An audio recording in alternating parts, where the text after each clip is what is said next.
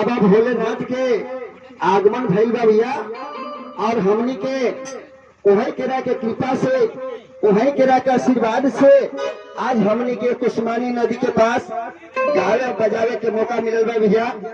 और हमारे साथ ये बेंजो पर बकरी से चल करके आए हुए भीम जी, और हमारे आर्गन पर उपेंद्र मेहता जी, नाल पर राजेंद्र चौधरी जी, ये सब कलाकार, जोड़ी पर राजेश्वर जी और ये बिहारी जी और शिव कुमार जी, और हमारे साथ देने के लिए राम केवल जी व्यास वो भी उपस्थित हैं। अब हम लोग जो है बाबा के दरबार में, अब हम लोग अपने संगीत के माध्यम से उनका भक्ति भजन कैसे करे के बाद, इससे पहले हमनी के यहाँ जिए देवी देवता के स्थान पर पहले सब हमनी यहाँ के लिए और इनके जयकारी मना लिया जाओ।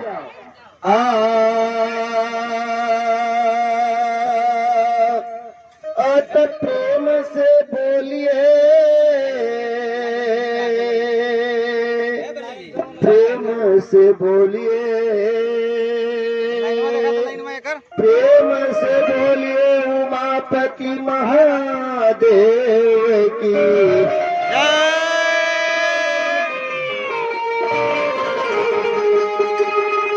तो प्रेम से बोल दी माता पार्वती मैया की।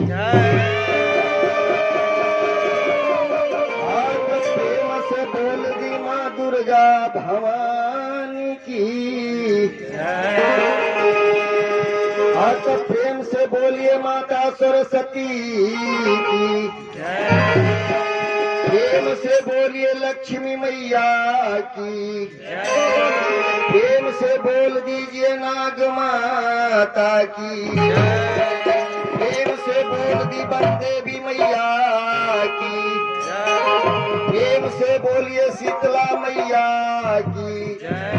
प्रेम से बोलिए कुंवारी मैया गंगा की। प्रेम से बोल दी गणेश भगवान की। तो प्रेम से बोल दीजिए कार्तिकेय महाराज की। तो प्रेम से बोलिए सूर्य देवता की। तो प्रेम से बोलना,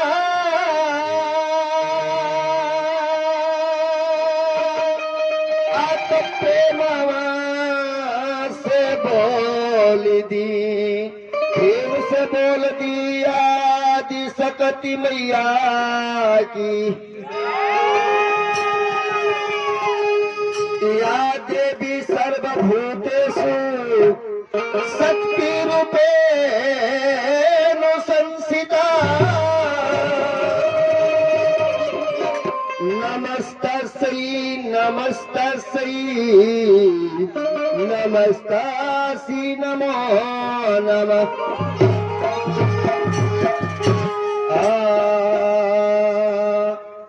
कर्पूर गौरम करुणाय अवतारम संसार सारम भुजगेंद्र हारम सदा वसंतम हृदयारविंदे भवम भवानी सहितम नमामि। संगीत में हमने के चले के बाद, लेकिन सबसे पहले मैया शारदा के हमने सिमरन कर ले थे। एक बाद हमने भोले बाबा के दरबार में अनेक प्रकार के भक्ति से हमने के लीन हो जाए। यह एक भक्त माई सरस्वती से विनती करता, कैसे कहत बा। चरनिया भुजिला चरनिया तुहार है मैया दे दी दरसानिया। पूजिला चरनिया तो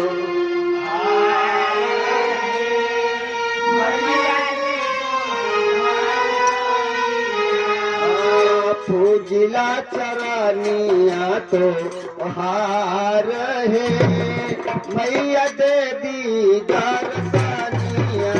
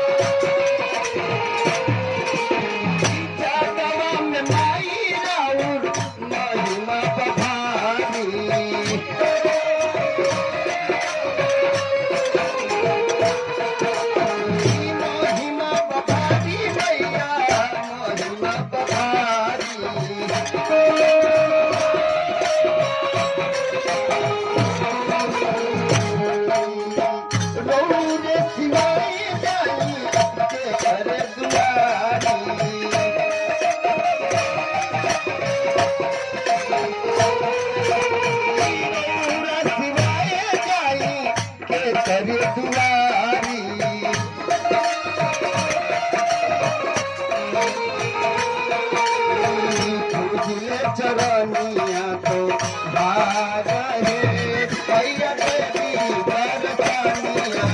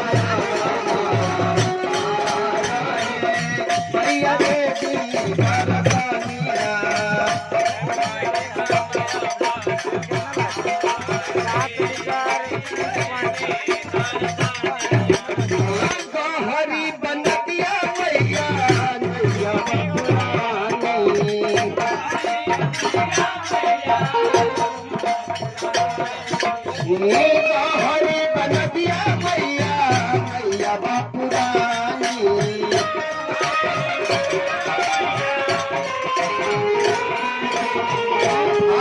भजनिया मैया हम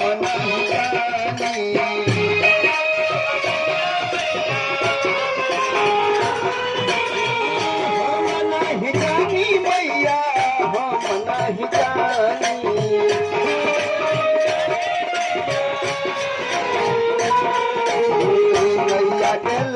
दी बेड़ा पार हो मैया शारदा भवानी।